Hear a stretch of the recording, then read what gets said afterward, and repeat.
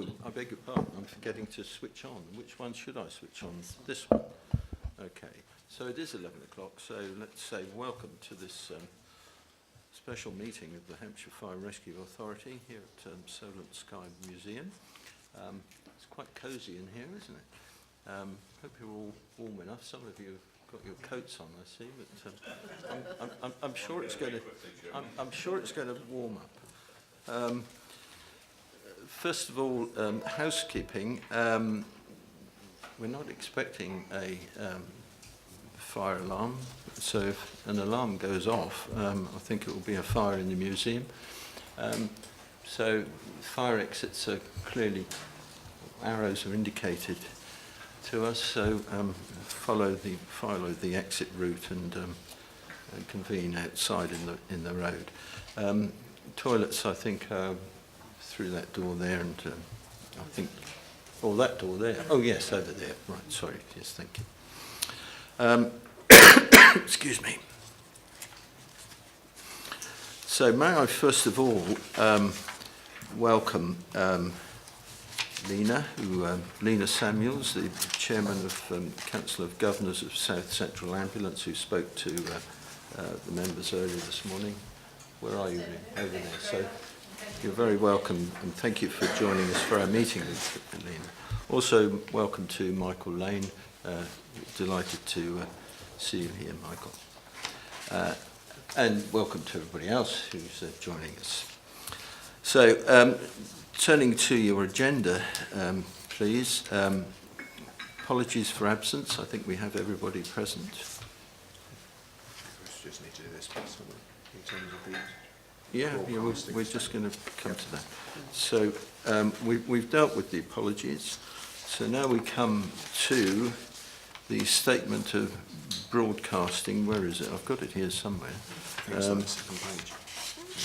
I've got so many bits of paper I've been given here. I think it's here. Right. This meeting has been recorded for broadcast on the authority's website and will be available for repeated viewing, so you can go home and watch it if you wish to. The press and members of the public are also permitted to film and broadcast this meeting. Those remaining at the meeting are consenting to being filmed and recorded, and to the possible use of those images and recording for broadcast purposes. Can you please, and I'm constantly having to be reminded to pull the microphone in so can you all hear me adequately? I know I've been conscious of in the past, so yes, I'm reminded here to remind you all to pull the microphone in and make sure you press the button. And also mobile phones, disable mobile phones please. Right, so moving on with your agenda, minutes of the previous meeting, which you all have before you. Are you comfortable that that is a true record of our meeting that was held on the 4th of October? I'll take them page by page. It's page 5 on your agenda, page 5, 6, 7, 8 and 9. Happy that that is true record? Agreed. Michael, I think there was a point that Jeff was going to raise on 42. Yes, we've got a matter arising on page 8, agenda item 42. Jeff, how's it go? Wish to give us an update? Yes, members, you'll recall we had a discussion around the improvement plan, and because we didn't have the document with us at the time, didn't feel that we could close that down. It will be on the agenda for the next CMT in January, where we can have a further discussion and agree the next steps that members would like to take, given the work completed so far, and that the action plan is now complete. And we will take your guidance at CMT as to what papers you may wish to come forward to future meetings. Thank you. Right, thank you for that, Jeff. So that, I think, completes the minutes. I don't think we've got any other matters arising. I seem to be working in a very confined space here, but I'm sure we'll manage. Right, Chairman's announcements, which is item 5 on your agenda. First of all, members, some sad news. I'm sure you'll all be aware that previous leader of the County Council, Ken Thornber, died recently. His funeral was held private family funeral was held last Friday, 1st of December, in Bewley. And there will be, at some time and a date to be decided, there will be a service of thanksgiving for Ken's contribution to Hampshire taking place in Winchester Cathedral. He served Hampshire for well over 40 years, quite incredible. I think we should, our thoughts are obviously with him, his family and his friends at this sad time. Also, I will represent the authority next week at the funeral of firefighter Gary Buchanan, a Havant firefighter who sadly has died following illness. So can I ask you to just rise for a moment so we can just pay our condolences to those two people.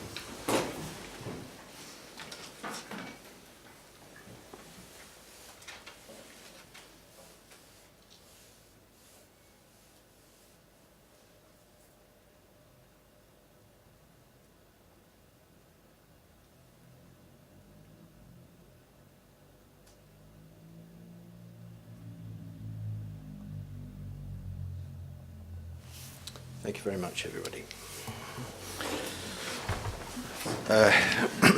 Right, moving on with Chairman's announcements. Yes, before we get to that, I'll take this one.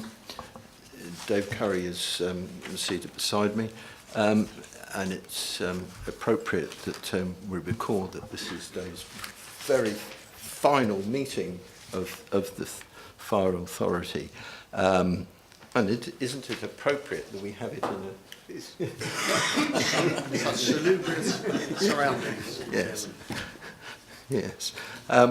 We will have a buffet ceremony following this meeting, and everybody's obviously welcome to that, and we'll further say thank you to you, Dave, for all your service to Hampshire.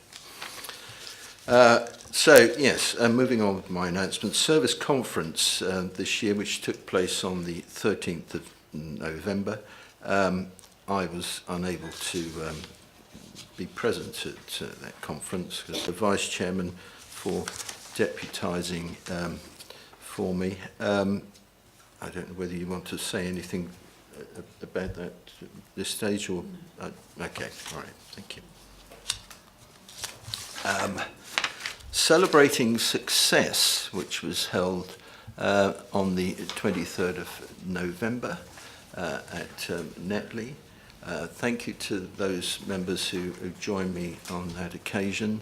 It was another incredible evening when we recognised some amazing achievements made by firefighters. Our host this time was Sasha Twining from the BBC, and she did very well. I thought she was excellent. That's not to say Steve Power had been with us for many years, wasn't good, but I thought it was good to have somebody different, was it? Add a fresh complexion to the whole event. Just to tell you, you will recall last year that we had Chairman's Award for the very first time. This year, the Chairman's Award went to Jasper, sorry, I forgot. Jasper Taylor. I've got notes here somewhere about Jasper.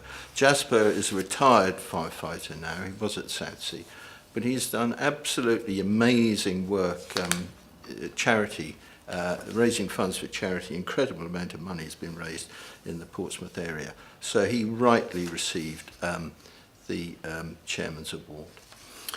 Also, at Celebrating Success, I did invite those former members of the authority who'd had to retire following our reorganisation. So I was delighted that we had present Jane Frankham, Robin McIntosh and David Harrison. So I was able to present them with certificates to record their commitment to Hampshire Fire and Rescue Authority. Mark Cooper sent his apologies, and there is a certificate that may well have already been sent on to Mark. Right, so that was Celebrating Success, which was an excellent evening. The combination order, you'll all be aware that we've been working with that now for well over a year, 15, 16 months, something like that. So the combination order that would provide the Police and Crime Commission the opportunity to become a voting member of the Hampshire Fire and Rescue Authority has now been laid in Parliament on the 1st of December, meaning it will legally commence on 22nd of December. Alongside the laying of our order, the Home Office has issued a consultation to all combined authorities to propose changes to all CFA combination orders in the same way as ours. This consultation will not affect the laying of our order. Paul, is there anything you wish to add to that? I think the only thing to add really is that hopefully we've now successfully closed the issue of amendments to our combination order, which do two things. They do enable the smaller authority to run effectively and efficiently, and as the Chairman said, they also enable the Police and Crime Commissioner to request to join as a voting member if he wishes to. And I think the consultation that's been launched is the aim of the Home Office really is to put all combined fire and rescue authorities into that position and remove any doubt or ambiguity about PCCs being able to request to join. So we'll watch that with interest, but it hopefully shouldn't affect our position. Fine. Thank you, Paul.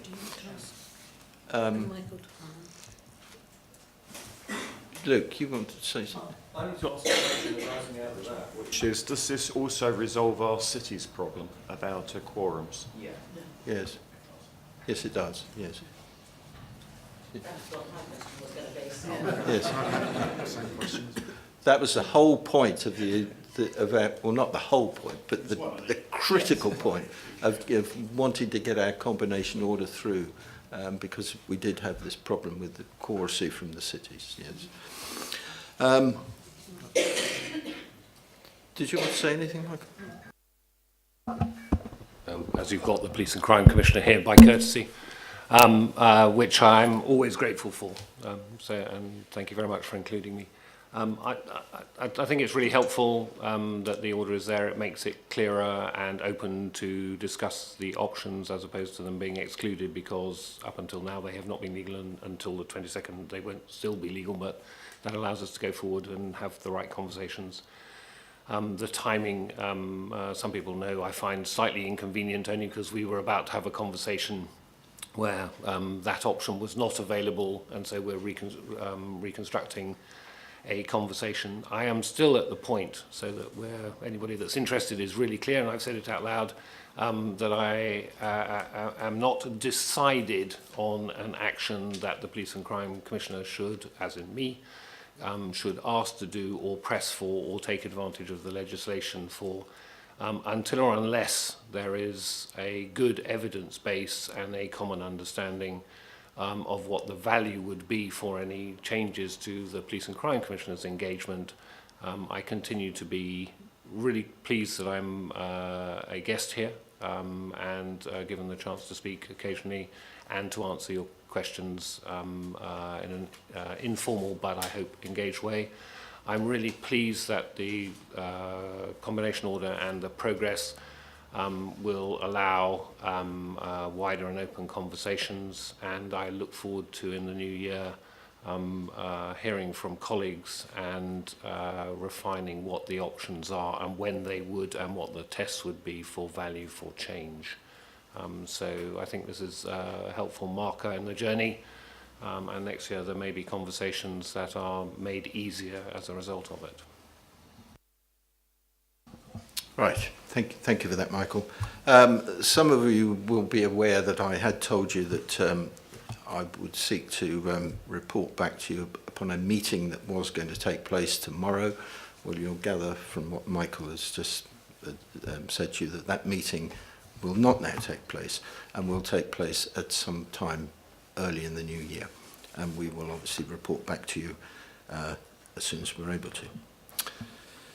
Right, thank you. That, I think, concludes my announcements. We now move on to item 6, which is member development and any comments you wish to make. First of all, I attended the CFA conference at Wide Boston Lake in Bedfordshire on the 12th of October.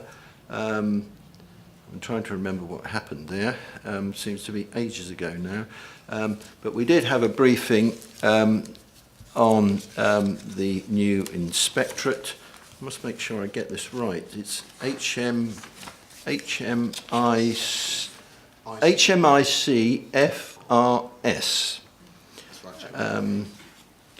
And they will be looking at the efficiency, effectiveness and leadership of fire and rescue services. And this is something that's still evolving. Our inspector is our senior inspector for our area is an ex-Rear Admiral, Matt Parr. I've met him a couple of times. And I think we will get on fine with him. Chairman, it might be worth noting he kindly attended as well. Thank you for reminding me. He was there. Yes, that was very useful that he was there. Yeah. So this is a situation that is still evolving, and they're still establishing the criteria for inspection. We do know, though, that there is likely to be an inspection next year, and I think we hope that it'll be more towards the end of the year rather than the beginning of the year, and hopefully that'll be the case. So that was me going to Wide Boston Lake. Yeah. Oh, sorry, Michael. Yes. I just wanted to say that the collaboration and cooperation that we have, we are still in Hampshire with the fire and rescue and policing and with our ambulance colleagues, an example of how to do it voluntarily and because it's professionally correct to look after the public. But HMIC-FRS, one of the things that we can do to cooperate was, while we were being inspected in policing the other day, is have the fire and rescue team there to see what the processes of that inspection were. And I was really glad that the Chief Constable and I were able to facilitate that. It was a no-brainer. I'm not sure that's a technical phrase that should be on camera, but to actually be cooperative and to help the learning of that. And I'm glad that we were able to do that. Thank you for that. Right, so Fire Commission, brilliant. You attended the Fire Commission on my behalf. So yeah, thank you, Chairman. On the 13th of October, which I'd never been to one before, it was very interesting. I went with Dave and Roger. The sort of things were discussed, like Grenfell standards. The most interesting thing for me was the presentation by Tim Jackson of the Fire Service College up in Morton-in-Marsh. And I believe on one of the previous meetings we did decide that we were going to get a truckload of us to go up and have a look at it. So I hope that hasn't been forgotten. I know most of you have been, but Yes, well, thank you for reminding me of that, really. And I'm not sure if everybody. I have been to the college, but well worth going again. And that is something that I think we'll investigate in the. well, also it's heavily used now, so whenever Yes. we go, there'll be something going on. So. Yes, it's a vast place. Thank you for that. Pension board. Roger, you've been to the pension board. Can I just first of all say is that at our own pensions meeting is that one of the issues which came out is that a firefighter who joins the service can join the pension scheme but has the option to opt out within the first 3 months if they wish to do so. And in doing so they get a refund of their pension contributions, naturally so and rightly so. But it wasn't clear when it was discussed at our board as whether the authority got its refund. So I did raise that at the national meeting last week, and again it wasn't clear there what actually happened. And so in discussing it with the chairman of the national board, we need to bring it back and actually establish at the local board whether and what is actually happening about the authority's contribution, because I'm there looking after your money and I don't want, because that money goes into government and I don't see that we should be paying more money into the government. I want to make sure we're getting ours back when the actual firefighter gets theirs back. So Rob, you're raising something that I'm not aware of. I don't know whether you can comment on that, Rob. Because we're still looking at it, so yeah, it needs to be. The point being is that having discussed it at National is that in talking to the chairman of National, which we all know is Malcolm Eastwood, is that we've agreed to bring it back to our local committee, discuss it with Rod, and if we don't get the right answer that we think we should be getting and that we do get our refund, then we will take it back through the national process. So, you know, looking after the interest.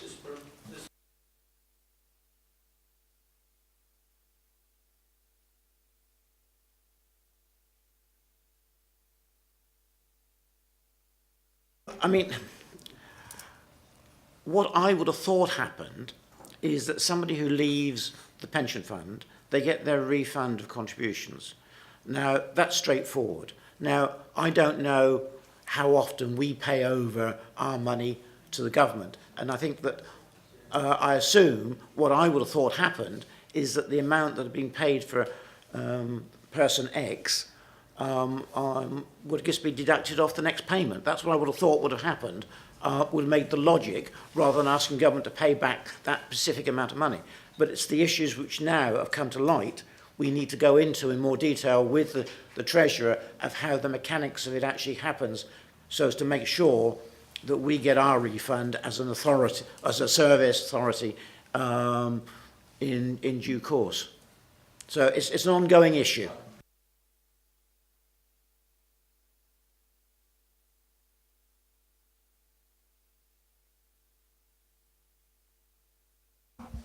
As Roger's pointed out, so it was a query that was raised clearly at a national level. They don't know the answer, so we need to look at how the regulations work and whether or not those are repaid to the authority.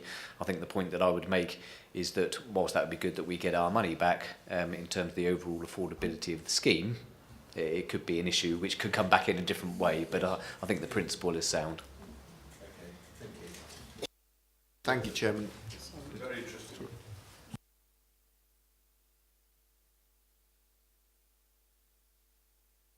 Sorry, Rob. Although it doesn't affect the principle of the scheme or getting a rebate, do we actually have many firefighters who opt out of the pension? So the overall numbers are quite low in terms of, obviously we've not had that many new firefighters. They get automatically enrolled into the scheme. They have the option to come out.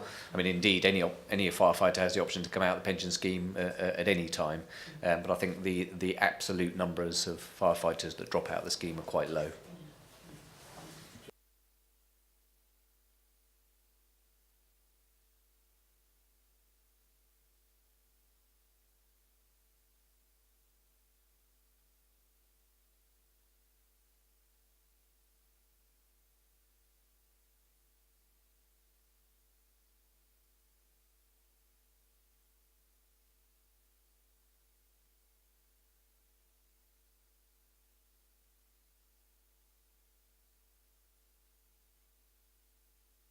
Chairman, I'm sure the detail of that inquiry, but it impresses upon me the value of actually Roger's attendance at the national board and the linkages that we have, which I've mentioned before, both with Malcolm and Roger sitting on the national board and Malcolm chairing the national board, and then that being conveyed back into our local board, and how that representation protects the interests of the authority and the financial interests of the authority, and Roger's good attention to detail, because I'm sure there's many that might miss that nuance, and I think that again helps the authority protect its financial interests.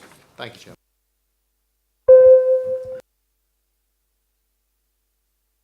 I pressed the wrong one. Sorry.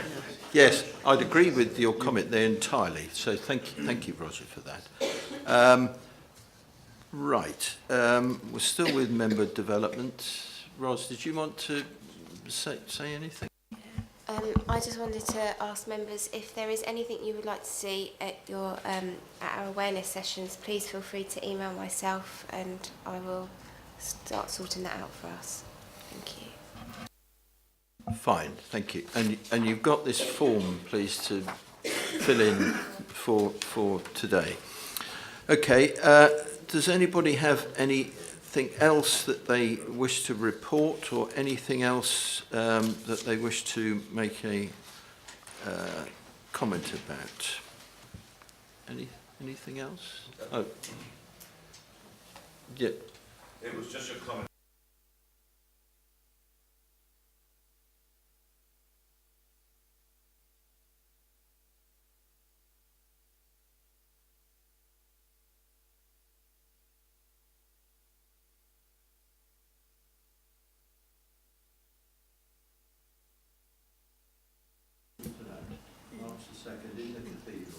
Chairman, also, you may not know, Rita Burgess died last Saturday. Yes, that is another county councillor, Rita Burgess. I don't know whether... No, she was never a member of the She was never, as far as I'm aware, she was never a member of the authority, but yes, she sadly passed away. Right, yeah. I just wanted to sort of add a few words about the barracks up in North Hampshire, which you and I went to the exercise up there, which was extremely helpful to understand the linkage and the working together of the three services, the police, fire and the ambulance. And I think that exercise was so realistic, particularly when one went round and saw the, I'm not quite sure what their correct title is, actors who are dressed up in sort of blood and what have you everywhere, and it was quite gruesome in some parts where people were how they looked and what have you. But it was really good to see the number of firefighters had come across from across the county to that major exercise up there, and I think it really bodes well for the service in being able to train firefighters in difficult types of situations, which we wouldn't have had that ability without the forethought and foresight of whoever was behind getting the use of those barracks while they're still in existence. So that was an extremely useful visit, and it's a pity that more members didn't go and weren't able to go and see it. And I know that the one on the 21st of last month was cancelled for very good reasons. Hopefully that will be put into place again fairly soon, so that all members can go and see what is going on up there. It's absolutely excellent facility. Yes, thank you, Roger, for reminding me of that. You were referring to Prince Philip Barracks, and the casualties, well, they belong to an organisation. They're professional casualties, aren't they? And they're incredibly realistic. You've got to be advised in advance to be careful of what you're seeing, because they look so real. Andy, did you want to add anything to that? Thank you, Chairman. Yes. So, as you rightly say, the Casualties Union are very good, and we use them extensively, particularly on those large exercises. Member is correct in as much as we've cancelled the marauding terrorist firearm events because of the national issue right now, but that doesn't mean we couldn't make an invite to any of the other training that's taking place up there. As you rightly say, it's a really invaluable asset, a facility for us. We've just opened up the new element of it with the investment that you'll remember from the authority approval a few meetings ago. So actually, I'll look at what actually is happening in regards to all training, and I'll offer an invite out to just come and visit the site generally rather than for MTFA. I think it would be worthwhile. Good. Thank you again, Roger, for raising that. That's very useful. So we'll look forward to another visit there in sometime in the new year, I would imagine. Right. So nobody's got anything else they wish to bring up at this stage, then? Okay. Right. So we move on then. So on your agenda, we now come to item 7, the budget update, and this is page 17, I believe. Page 11. Page 11. Page 11. Oh, I think I've got various pages. Page 11, yes. It's the recommendation. Okay, so, and this is for Rob Carr to introduce. Thank you, Chairman. Just a few things to draw to your attention before I take questions. So just taking you to paragraph 10, which is a table which shows the budget monitoring position for the first half year. So whilst we are showing an overall underspend predicted for the end of the year, as you'll be aware, that does include an overspend on the ICT transformation project, which, as you're also aware, is the subject of a review at the moment, and the aim is to report that back to a Special Standards and Governance Committee in January.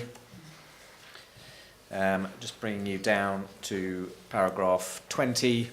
So you'll recall, as part of the update of the medium-term financial plan last time round, you did approve an additional £350,000 a year for repair and maintenance of our estate. We did say at the time that we would sort of review that decision to make sure that we were comfortable with it. So that £350,000 was broken down, £200,000 of reactive maintenance and £150,000 a year of planned maintenance. And based on the review that we've undertaken, we actually think it makes more sense, rather than spending £150,000 a year on planned maintenance, to put in some upfront money, 1.2 million, to do a much larger programme of planned maintenance across the estate. Because obviously we can then get efficiencies from the types of works that we're doing. We can let bigger contracts. So the recommendation to you in this report is to approve the £1.2 million worth of capital, to remove completely the £350,000 in 2018-19. I'll come on to that in a minute. And then to have a provision of £200,000 a year from 1920 onwards for reactive maintenance. Just turning to the overall budget position. So for 2018-19, in the MTFP, we were looking at a budget deficit of about 2.5 million. Paragraph 25 there. So we do allow for a small increase in the council tax base in our forecasts, but we've now got the figures from the district councils, and that's higher than we expected. So that gives us recurring income of an additional 282,000, which will obviously reduce the deficit. And then, as I've just mentioned, we've also decided to take out that £350,000 provision in 2018-19 to further bring down the deficit. We are also expecting that there will be a one-off collection fund surplus that the districts will notify us of later in December, which will bring down the deficit further. And then what we're recommending to you in the report is, rather than take any other action to try and address that deficit, that we would reduce the revenue contribution to capital, which currently stands at 3.9 million. We will reduce that down in order to balance the budget. Just to put that in context, if you go back about 4 or 5 years, that revenue contribution to capital was about £700,000 a year, and our aim has been to build that up over time. So we've got to 3.9 million, and therefore we would just reduce that back down to balance the budget for this year, whilst we wait for the SDR savings to come in 2019-20. Happy to take any questions, Chairman. I think you were first, Jonathan. Yes. Just the obvious one, Rob. Thank you very much for that. Bearing in mind paragraph 3, which is the overspend of 798,000, can we afford the 1.2 million in paragraph 21? Yep, so the transformation monies are coming from within the existing budget. We have a separate capital payments reserve which at the moment has got about 8 million, I think, uncommitted within it. So effectively, we would take that from that provision.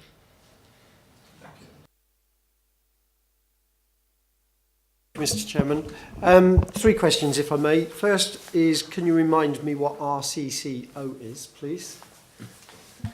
Basically, revenue contributions to capital outlay. Thank you. Secondly, on 11A, you mention that we have a large number of vacancies in retained firefighters. How is that affecting operational capability? Sorry, Andy. So, in terms of numbers of firefighters, clearly we are planning to reduce numbers through the risk review. That is part of the risk review process. We are currently balancing numbers with short-term contracts and changes to structure incrementally rather than all at one go, trying to make it a series of steps. In terms of what we're sending out the door, operationally, crews, vehicles, it isn't having any impact because we're carefully managing the numbers in terms of that gradual reduction. Thank you. And finally, also under 11A, I noticed that there's a lower than anticipated uptake in the pension scheme, which brings me back to what Roger was saying earlier. And presumably we may have more money there that should be coming back to us that we weren't anticipating. Possibly, depending on the answer to the question.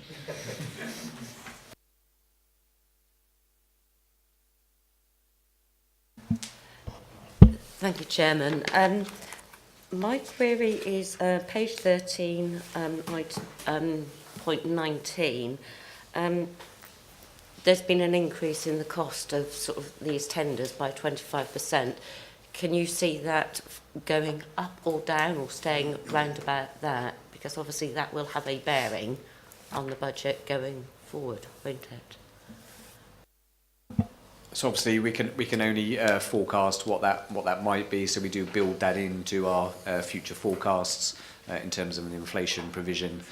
Clearly, as we go out to different tenders, different contracts, and we get the figures in, we may need to adjust the scale of the programme to fit that. But really that will depend on various different factors at the time. So I'm not in a position to know whether or not that will get worse or better, but it certainly is fluctuating quite a bit at the moment, particularly due to the Brexit issues, clearly.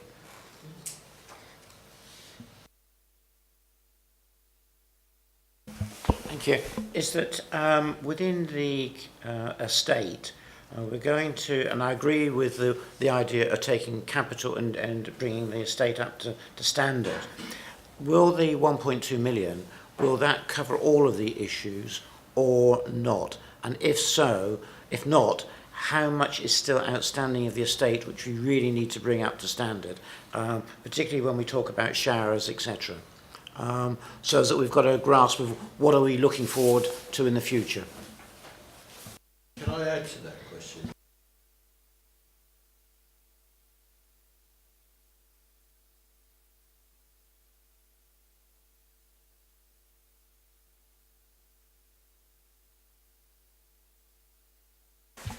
So I'm not overly familiar with the state of each individual building or the age of it. Perhaps somebody else can answer that one. But in terms of the overall backlog, Councillor Price, I think under paragraph 20 it does talk about an assessment of around 1.62 million in order to be able to bring the overall estate up to a standard that we would expect. So we would go most of the way to addressing that 1.2 million. Obviously what we would hope is that by increasing the level of planned maintenance we would reduce future reactive maintenance, and therefore the existing annual budget that we've got could be used to tackle the rest of that backlog. Perhaps if I could also add, what we've done within that plan is prioritised those items that will, in the longer term, save us the most amount of money. It is cheaper to maintain well-maintained buildings than it is to reactively address leaks or damage. And so therefore, by taking this proactive approach, we reduce our cost per building per year on a much longer term basis. I think the other thing I would like to say is we have invested heavily over the last 10 years in our building stock. We have very good building stock in the main, with a couple of buildings that we know are higher risk because of their age and their condition. And that £1.2 million tackles those high priority areas. Thank you. Any other points, questions members wish to raise? No. Okay. Can I then take you to the... Oh, spilt the water. So, can I take you to the recommendations on page 17? Are you content with all those? Yeah, are you going to say anything about getting looked to investigate that standards and governance? Not. Excuse me a second. Sorry, what are you asking me? I'm asking.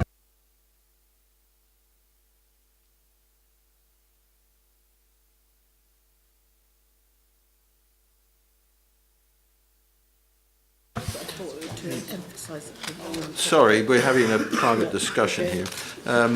So are you content with those recommendations? All agreed? Fine, thank you. Right, can I now take you on to item 8, fire as a health asset. And this is for Rob Cole to present, please.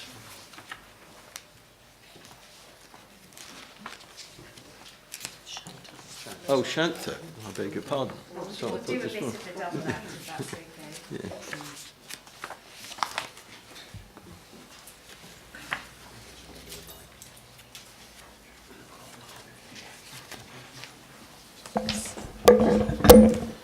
Good morning, ladies and gentlemen. So what I'll do is I'll just give you a quick overview of some of the themes contained within the paper. Really, it's an update which I hope builds on your knowledge that Rob gave you this morning, and also the presentation from Lena as well.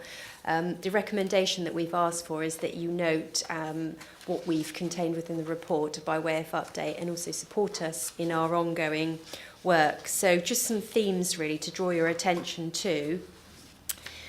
On a national level, so with the National Fire Chiefs Council, we're contributing significantly in terms of the Health Coordinating Committee. So I chair the Data and Learning work stream within that, and also we've received national recognition for a number of different aspects of our medical prevention work, which Rob may go into.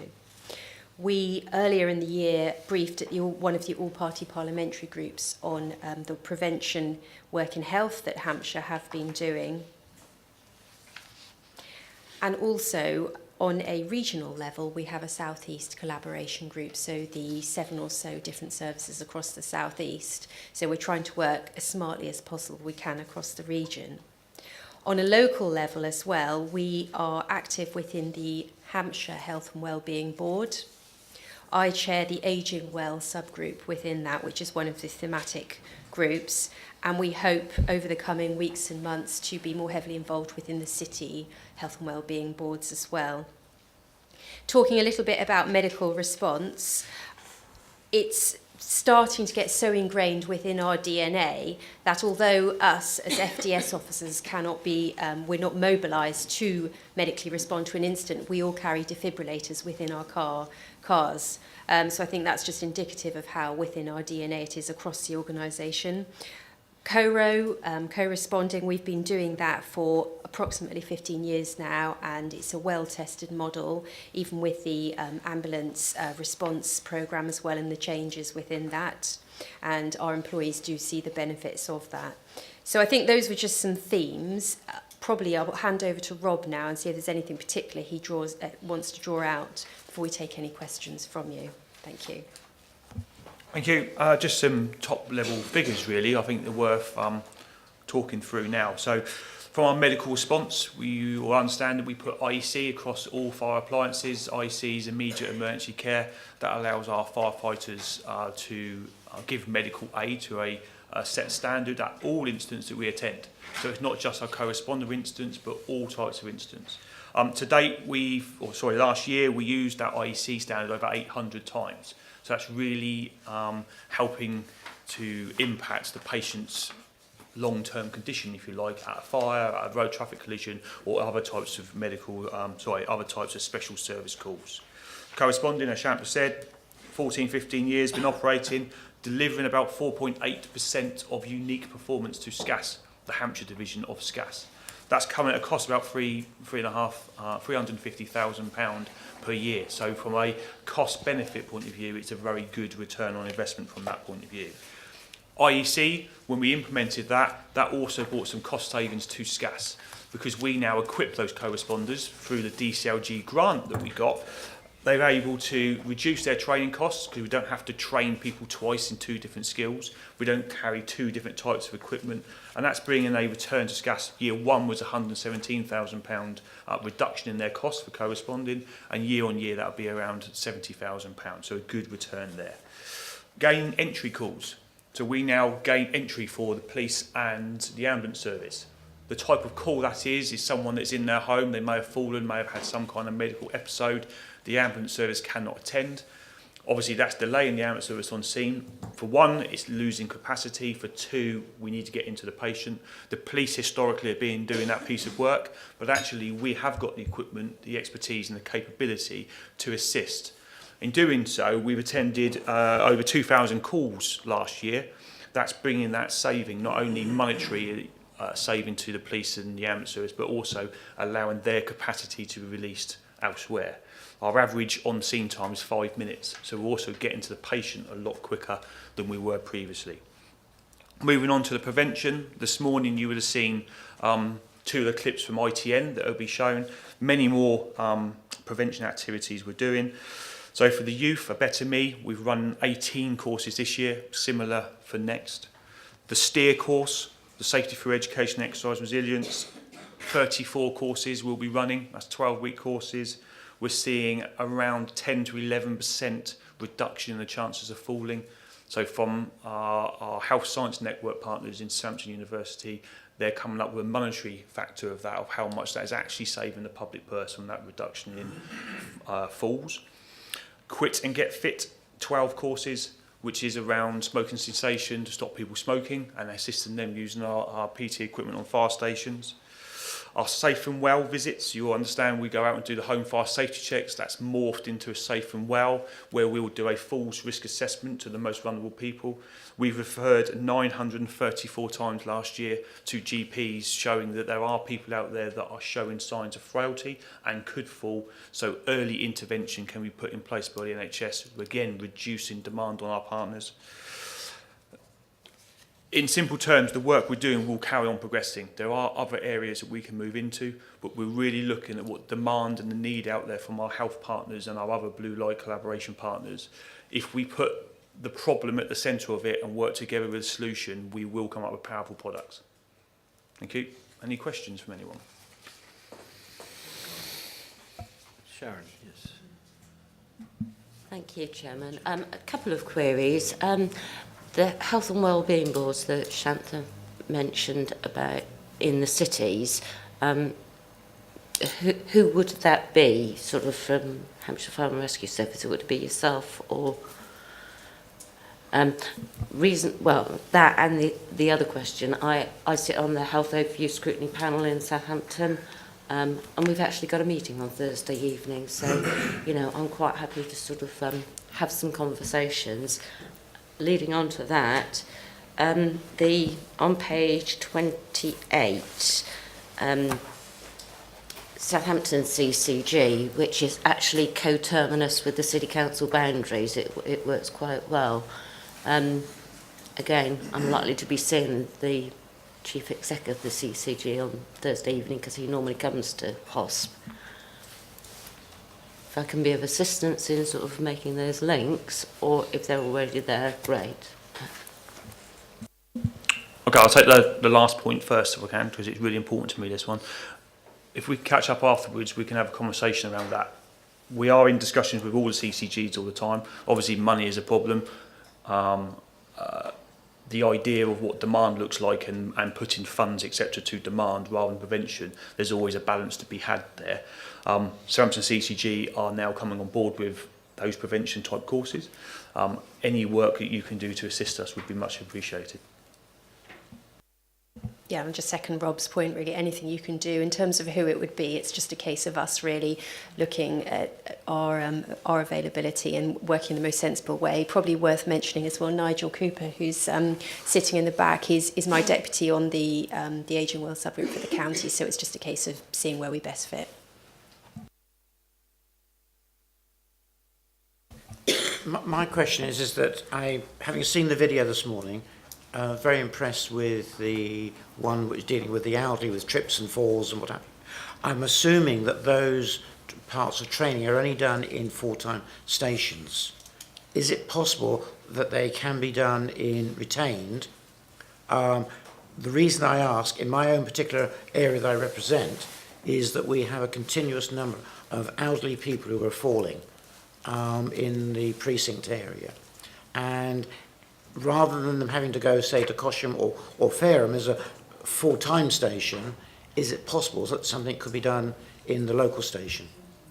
That's my first question. Second one is, on page 29, are the figures correct at the top? Because we got commissioned 1, completed 18, and planned 3.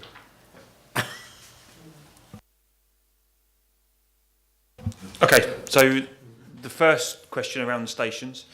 The unique thing that the fire service brings to health is the fact we have a number of fire stations all in the community. One of the barriers to health prevention work, I mean even health demand as in acute care, is people have to travel. So we do use retained fire stations. So the one on the screen today was Romsey Fire Station. It's a retained or an RDS station.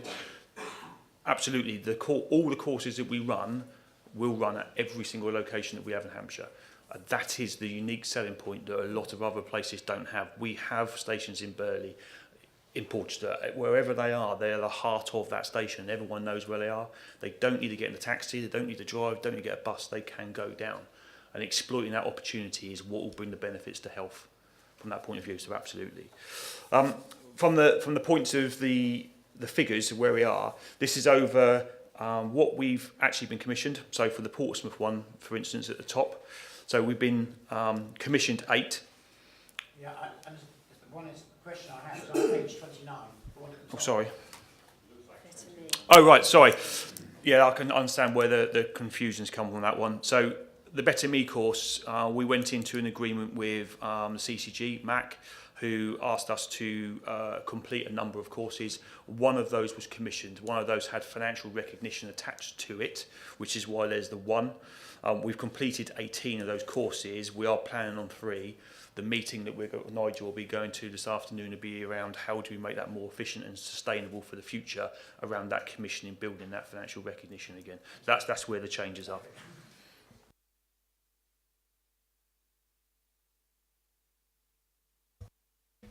Thank you, Mr. Chairman. It's on the Safe and Well. I've referred people to this before, but it crossed my mind looking around that we ought to be setting an example, and perhaps we should ensure that members of the authority have had a visit. Happy to put myself forward if you want as somebody to go to, but it just seems we should be setting the example for others, and at least we can then explain to people exactly what it is. That's a great idea, and I'll get contact details and email you direct and make an appointment for you.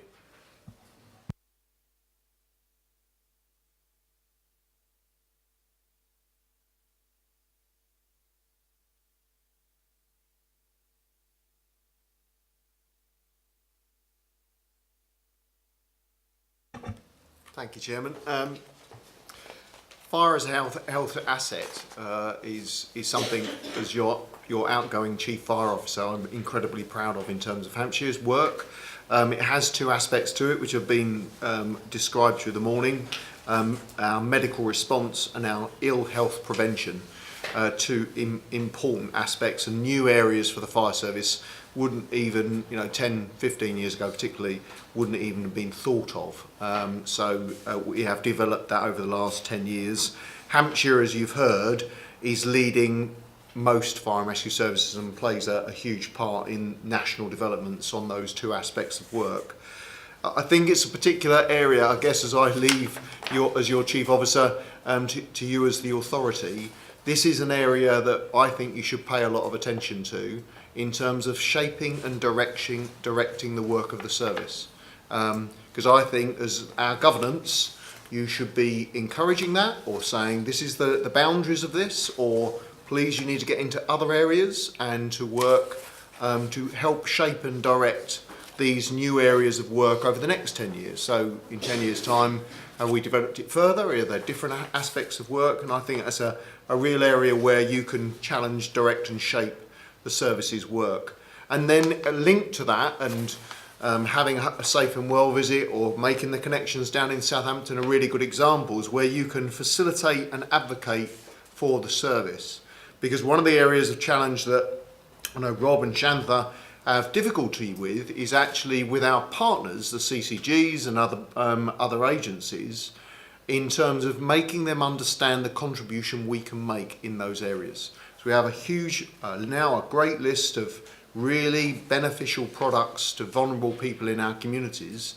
Our partners don't always see that advantage, and we have to knock very hard on lots of doors for a very long time before they realise. And once they do, and that's why on those last figures there's 18 and 1, so we do 17 voluntarily, and then they go, actually this is really good, we'll pay for it. That's the one. It should be the other way around, if not 19 being paid for, because it benefits the community. And I think again that's where you members can really explore your own contacts, your own influence, and your own linkages back into constituent authorities and help the team actually open those doors for the benefit of our communities. Thank you, Chairman.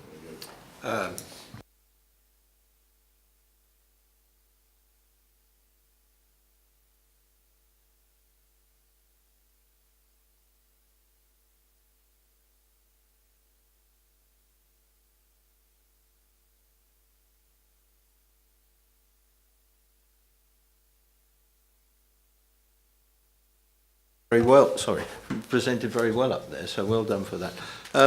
Rob, that video, the film there, I was expecting the film from Rushmore, but it's a new one, isn't it? So do you know how that is going to be shown on? Is it going to be part of sort of health and well-being on ITV or something? I mean, they're not just going to show that on its own, are they? It's going to be part of like a panorama programme or something. So there's a year-long project that the Royal Society of Public Health, yes, got it right, or we get it wrong, Royal Society of Public Health, they're doing this year, and they're in partnership with the ITN. So they went around the whole country looking at new ways of working, new ways of prevention, and picked those two from Hampshire particularly. So all we know is between October and October that they will be regularly putting in those slots over that year period. We should get an idea when it's going out. When it does, I'll share it with members and everyone else to say it's going on TV. We just don't know when that's going to be. I think it'll be as those topics come up in the year. So if there is something about obesity or around youth or elderly falls, then they'll probably slip that into the news items at that time. Well, I was just going to say that comes at an excellent time for us leading into an inspection coming next year, and you know we've got to demonstrate that our Blue Light collaboration is moving forward, and we're doing more. Well, it was just a suggestion that maybe our technical team can tag those video pieces on the end of this live stream of the authority. Sure. Yes, so that anybody wishing to see those can actually do that. Yeah. Am I getting nods from the corner of the room? Yeah. Sort of getting shakes of heads in some way. I'm sure we can achieve that.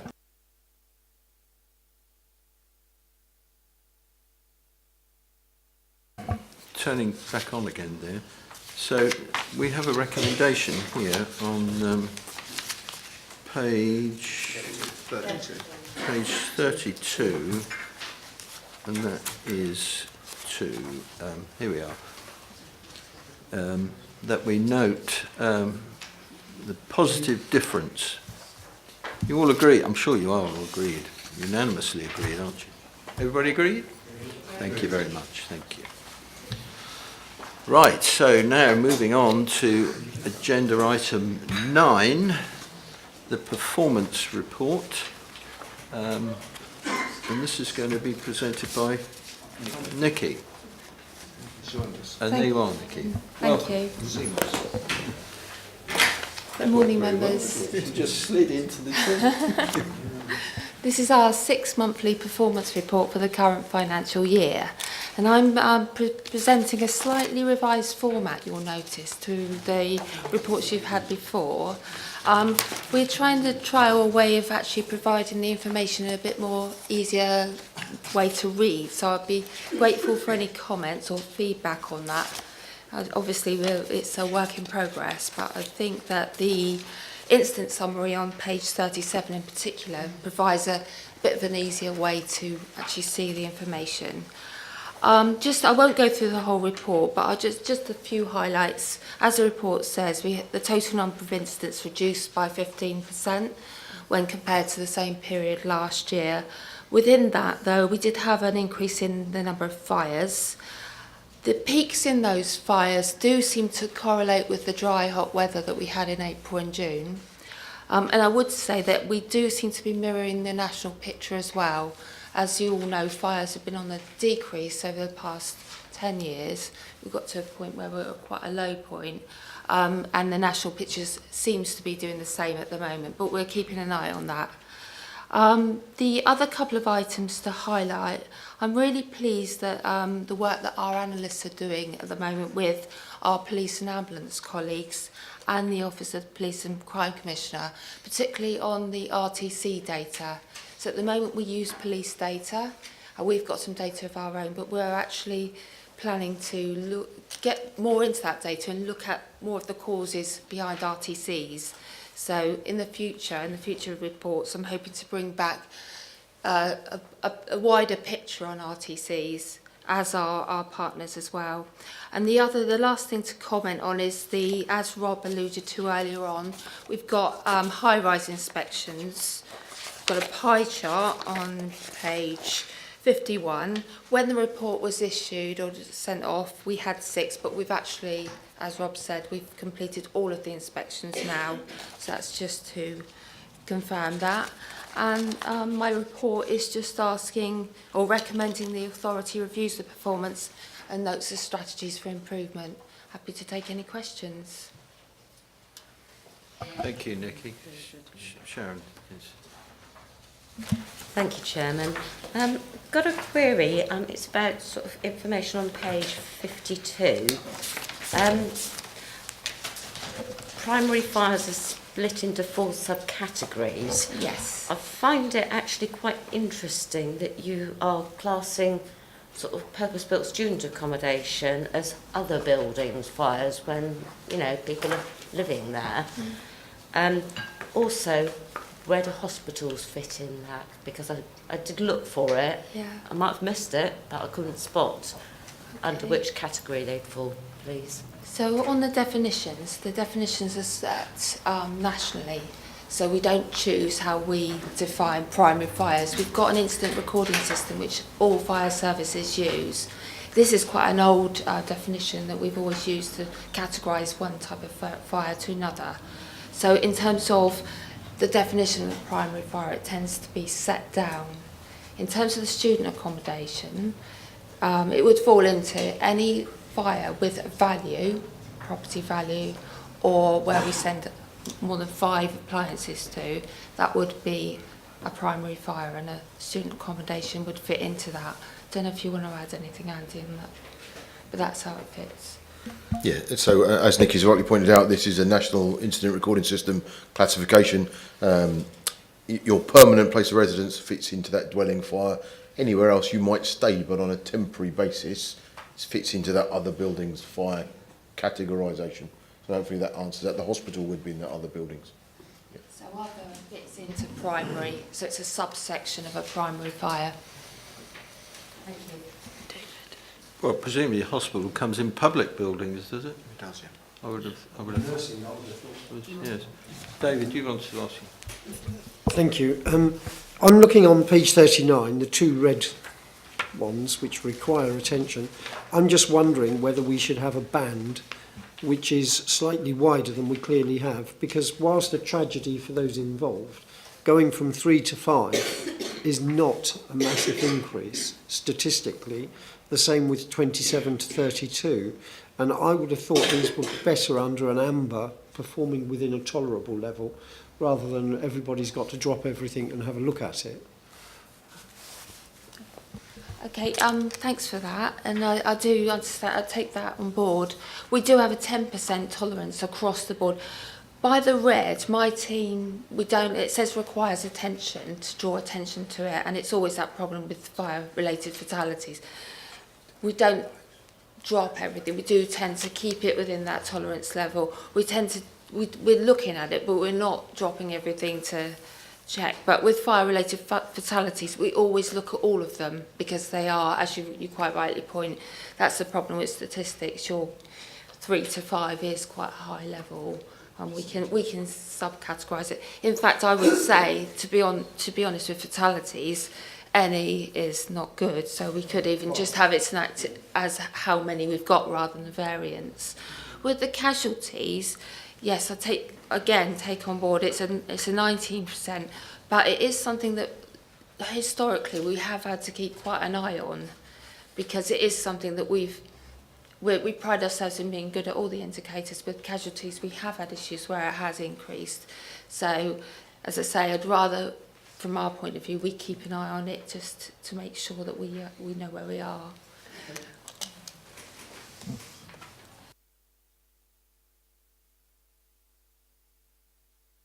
Thank you, Mr. Chairman.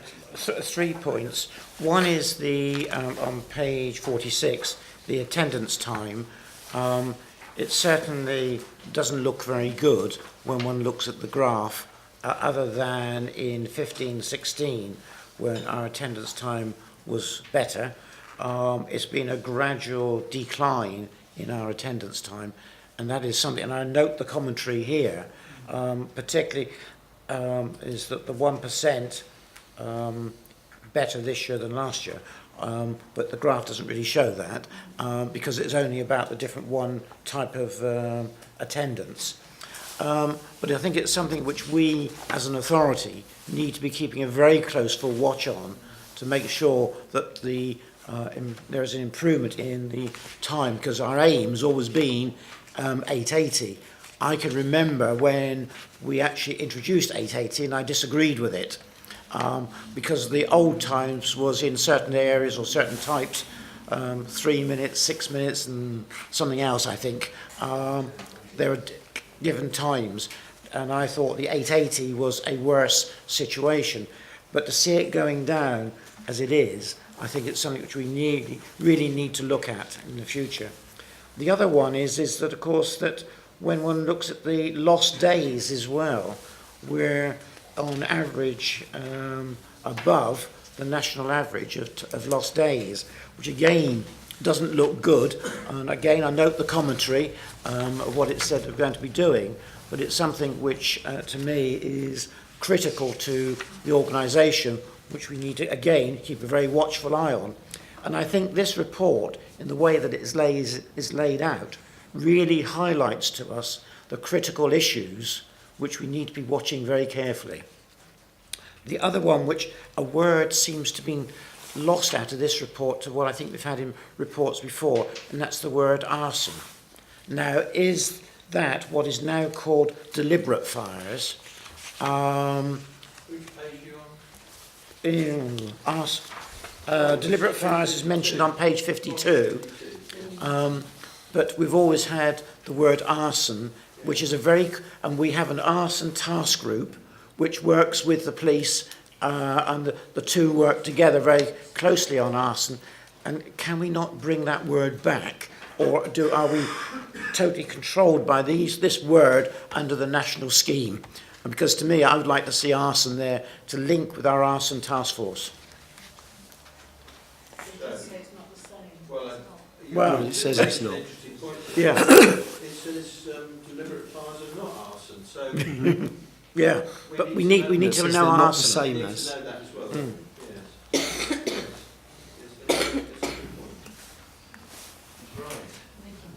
Now, I'm going to hand over to Andy to start with the critical response times. So just to reassure that that is obviously one of our primary drivers of critical response times. We do keep a very close eye on it, and our targets are to continually to focus on that. Some of the service delivery redesign issues that we are implementing will start to see over the next year, 18 months, some improvements in that. And of course that is against the backdrop of reducing calls, and because it's an average in an area of reducing calls, it drops commensurately. But rest assured we are very keenly focused on that.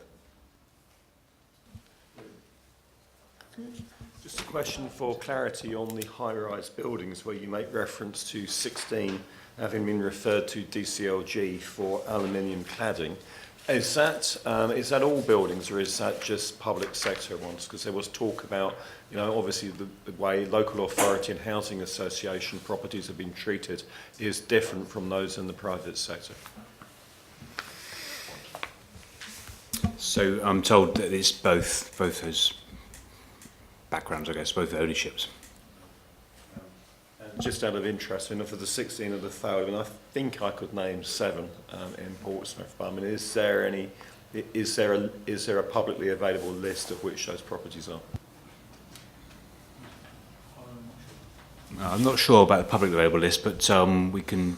Let me just check and make sure. I guess there's always being aware of the point that was raised earlier about the duty to the occupants of those flats to make sure that any reference to their materials the buildings are made of, we don't want to sort of scare people inappropriately, but certainly we can be assured as an authority that those buildings that need to be dealt with and helped, if they need to be made safer, they are being made safer and they're being assisted.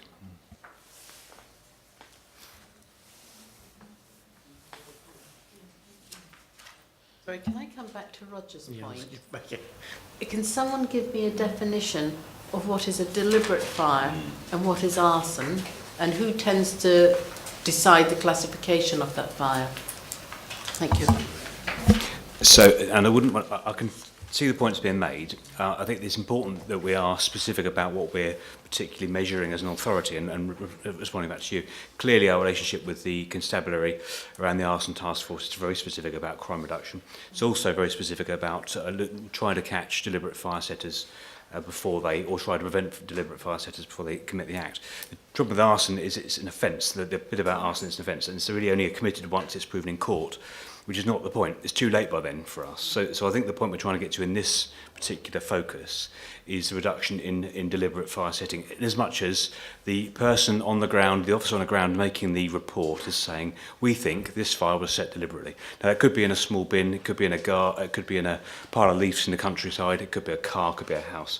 That's the difference, I guess, in these kind of what would be classified as arson with the intent, and other things which is a police matter, is a matter of law.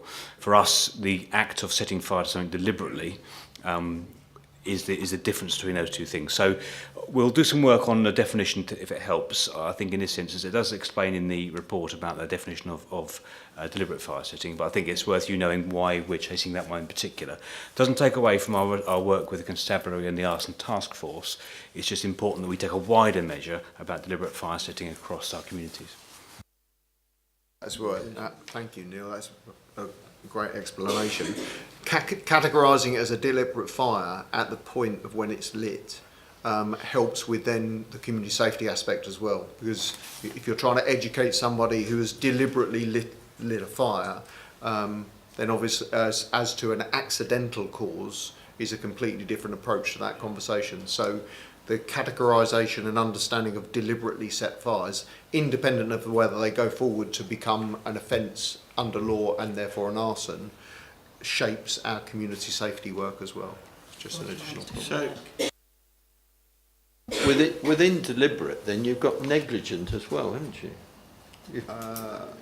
No. Have you not? Negligent, Well, it's different, but somebody can start a fire. So the officer in charge at an incident, when he sends back the stop message to say this happened and now it's out, will be deciding the intent of that through a fire investigation. If it's negligent, then there is no intent there. There is no intent, no intent to actually set the fire. So the nature of the intent is very important. I've got Roger and Jen. Chairman, can I just ask then through you, the officers, is that when cases have been taken to court and obviously proven arson, any information like that will be contained within a report which we will have in the future? Because I think it's important to know how many cases have actually, of the deliberate ones, have been proved to be arson and taken through the courts and the results of them. And you may have seen in the past the information that we provided about the number of arson, and we lead in the country in terms of arson, which is through our arson task force and our ability to gather evidence correctly and take that through the process of the courts, which has actually convicted a number of arsonists in this county. Yeah.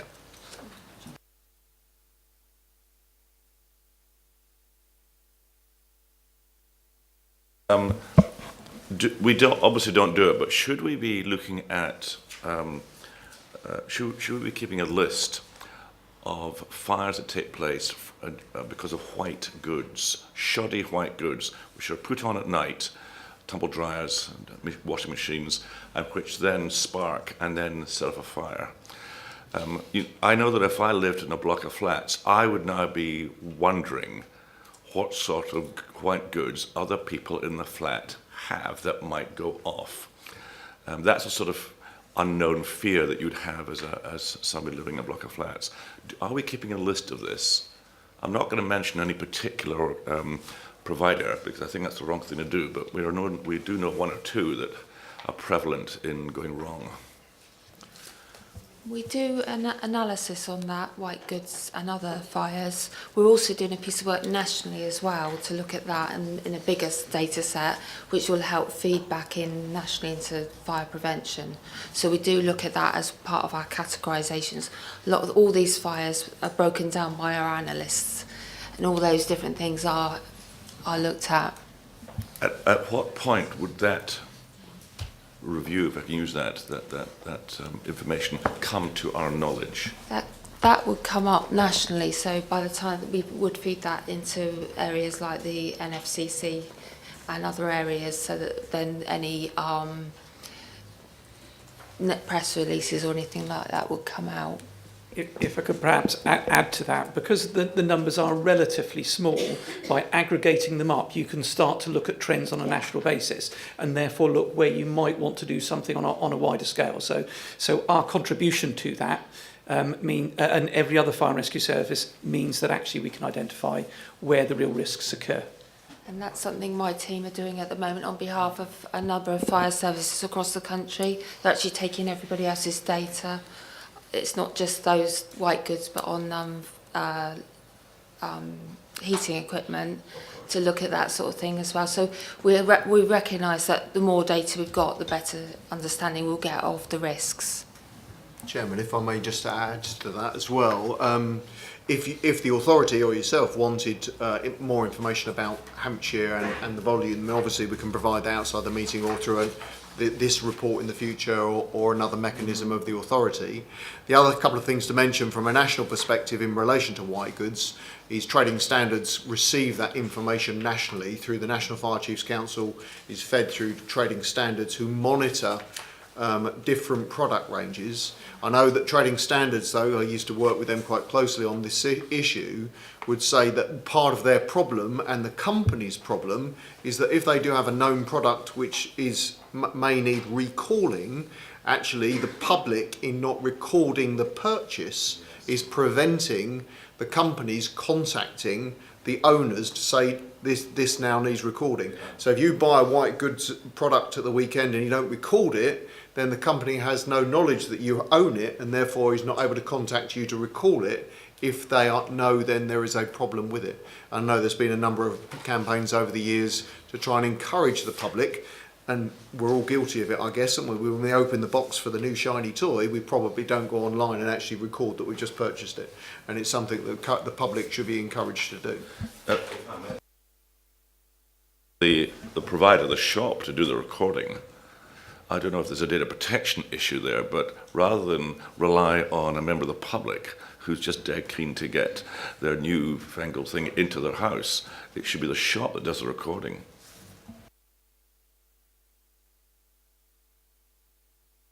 I think you raise a very interesting point there. I think one of the reasons why people don't record these things because they don't want to pay any more. They don't want to be persuaded to pay for 3 years warranty. Yeah. I think that's one of the issues. But it is a very valid point you raise there, Jonathan.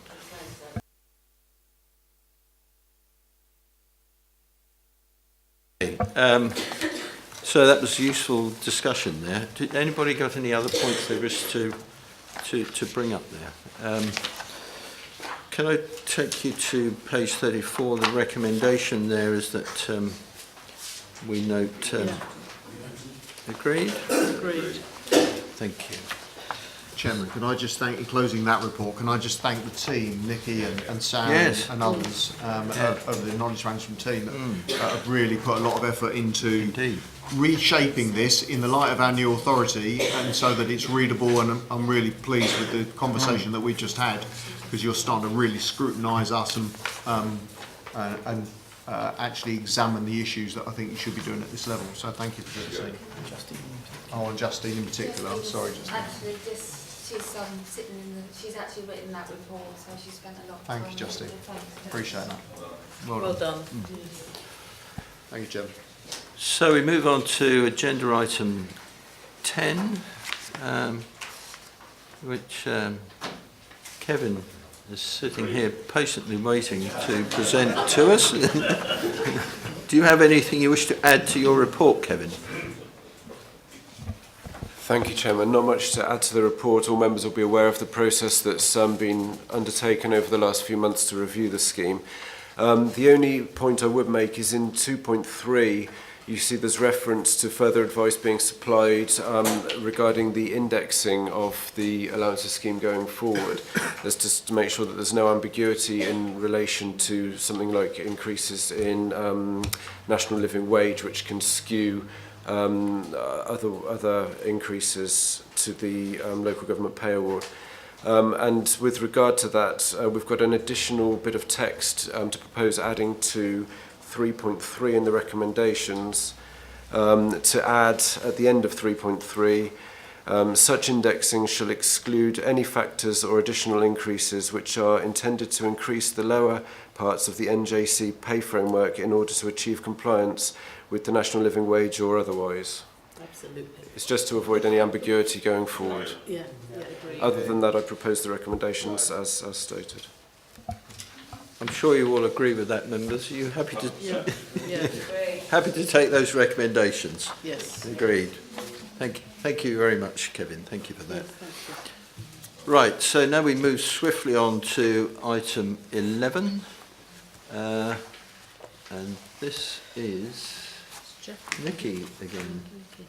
Is it Nikki or was it Jeff? I'm happy to take it on the basis General that... data protection. Yeah, no, I'm happy to take it on the basis that if there are any difficult questions, Nikki will answer them. So happy to do that. Nikki has prepared the paper and the plan that sits behind that.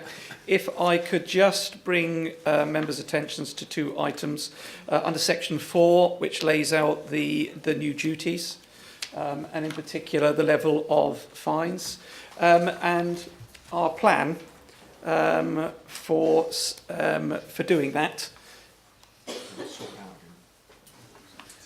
Under section 11. So there is a fully crafted plan there, which Nikki and the team have constructed to ensure that by May next year, the organisation is fully ready to comply with the additional requirements under the GDPR. And Nikki will be happy to answer any questions you've got. Any questions, members?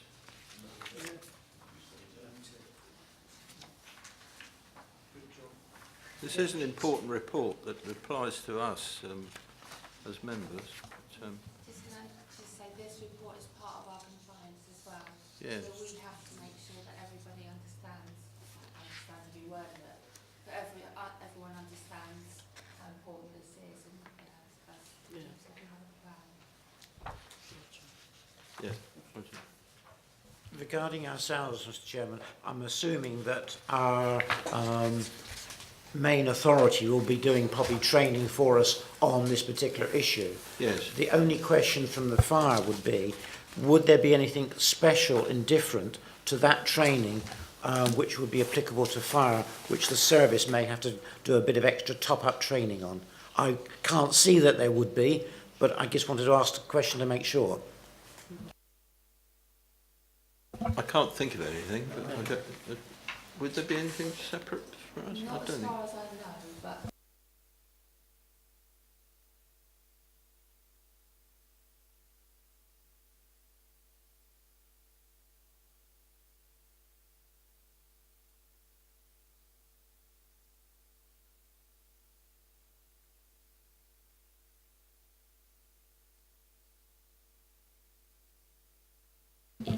Yeah, we're going to be having a sort of a briefing session for the City Council in Southampton, so I'm assuming it's going to be sort of Hampshire County Councillors will have the same, and also Portsmouth City Councillors, so, because we've all got to comply with it, you know, from our appointing authorities. So.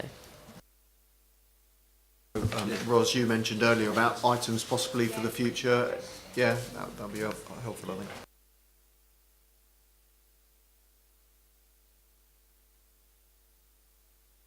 You've got the recommendation there on page 70. You're happy to note that? Yeah, agree. Good, thank you. Right, so we move on to a separate paper that you've got here, standards and governance. No, before we exclude people. No. No. There's minutes of standards and governance.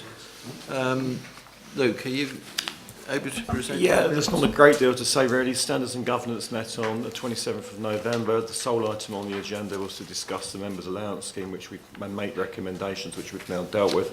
But happy to take any other questions, and otherwise propose that the minutes are adopted. Everybody agreed? Agreed. Thank you. Right. So now I've got an additional item now, members. You will be aware that this is the very last meeting for our Chief Officer. So I have a certificate here to present to Dave Curry, which says the Chairman of Hampshire Fire and Rescue Authority had pleasure in placing on record their appreciation of the loyal and faithful service given by Chief Officer Dave Curry whilst a member of Hampshire Fire and Rescue Service. This dates from 1st of November 2004 to 31st of December 2017. So it gives me great pleasure, Dave, to present you with this certificate in recognition of your service to Hampshire. Yeah. I know that's not all your service.